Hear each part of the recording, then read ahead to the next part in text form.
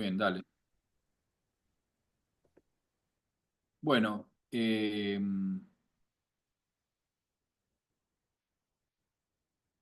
Jesús, como decíamos, no solo estuvo interesado en el pueblo judío, sino también en los gentiles, pero también en las personas que más allá de su nacionalidad son personas que son desechables, ¿no? O que no entran en el radar de nuestros intereses. Y así lo vemos Jesús con los pobres, Jesús con los enfermos, con los leprosos, con los pecadores. eh, Todas personas que eh, también eran personas desechables, ¿no? Y que tiene su parangón hoy. Y nosotros deberíamos también hoy pensar quiénes son esas personas que no merecen el perdón de nuestro Señor, ¿no? Eh, y es interesante como en Lucas capítulo 4 cuando el Señor Jesús lee esas palabras de Isaías, dice, él mismo interpreta la profecía, ¿no? Eso es muy emocionante. Cuando él va a la sinagoga, le dan para leer y abre el libro de Isaías y es como que está hablando del mismo, ¿no? Una palabra que había escrito Isaías cientos de años antes.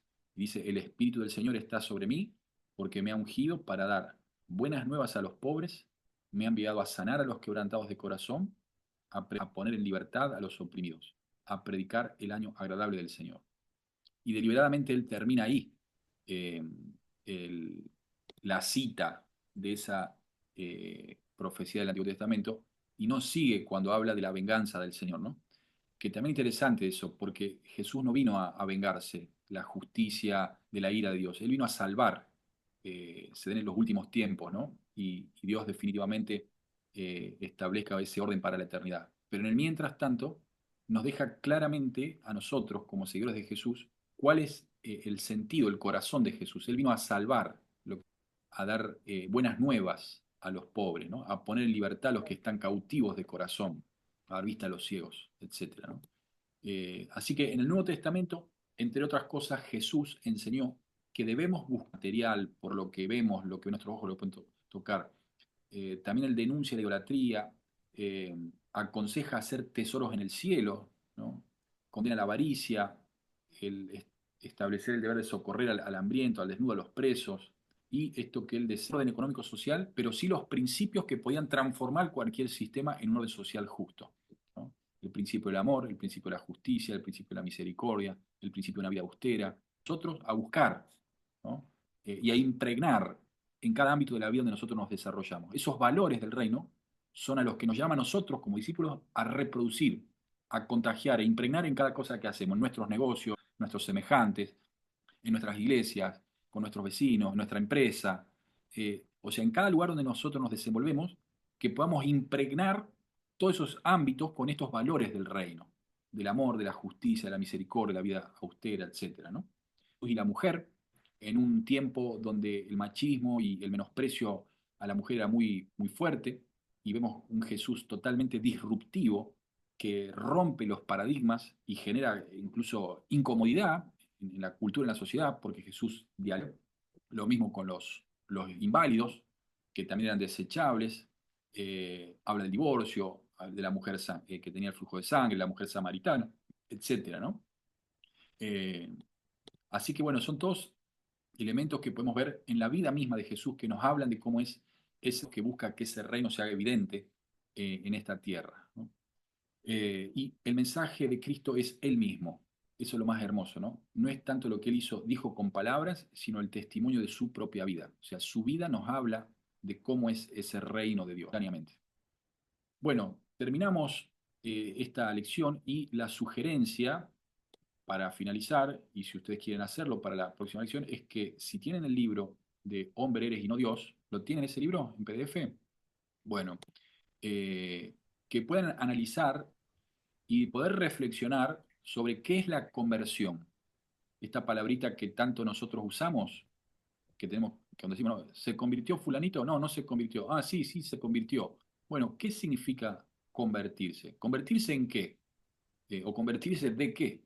¿No? Bueno, si les de Imitián está el capítulo 3 compromiso con el reino, y poder reflexionar en qué es la conversión. Y luego, eh, de leer el párrafo correspondiente al título Una iglesia volcada hacia afuera, que es otra de las partes, compartir o pensar ustedes qué cambios deberían realizar en sus vidas y las de sus iglesias. ¿Qué significa una iglesia volcada hacia afuera, ¿no?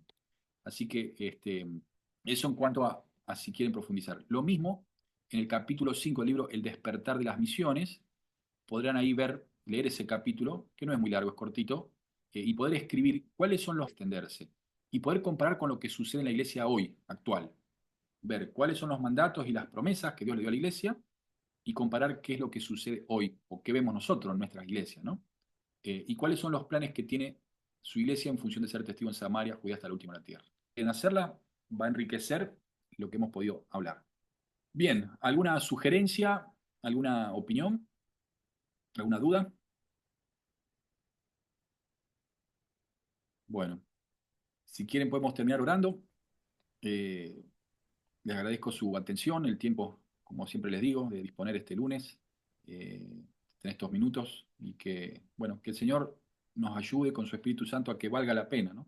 Que de alguna manera Él transforme este conocimiento y esta reflexión en, en un tiempo que nos bendiga, que nos haga bien, que no sea una pérdida de tiempo, pero que de alguna manera el Espíritu Santo lo transforme en bendición para nosotros, pero también para otros.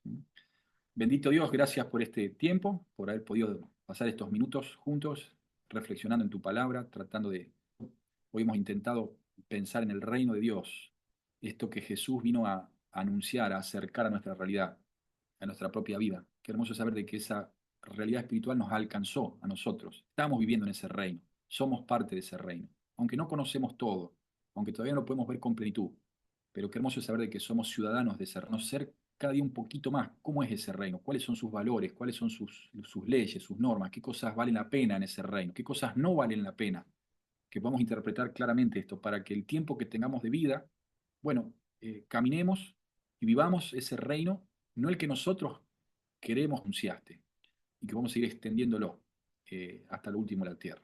Bendigo a mis hermanos, dales un buen descanso, una buena semana, animar los corazones, sostenerlos, dar respuesta también a sus necesidades y que nos podamos reencontrar el lunes que viene. En el nombre de Jesús, amén.